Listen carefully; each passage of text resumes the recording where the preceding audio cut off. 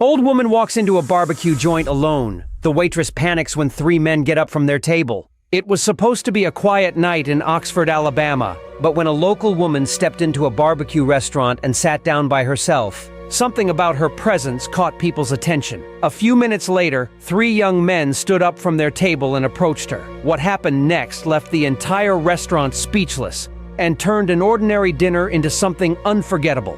The evening started like any other. Jamario and his two friends were waiting for their food at Brad's barbecue, enjoying their time and talking about nothing in particular. The scent of smoked ribs and sweet tea filled the air. People chatted, plates clinked, TVs hummed softly in the background. Then, an older woman entered quietly and sat down alone. She didn't order much, just a small plate and a drink. She looked down a lot, barely speaking to anyone. Jamario noticed her right away. Something about her loneliness stood out, like she didn't belong in a room full of happy noise and laughter. After a few minutes of watching her eat in silence, he made a decision. Without saying much, Jamario got up from his table.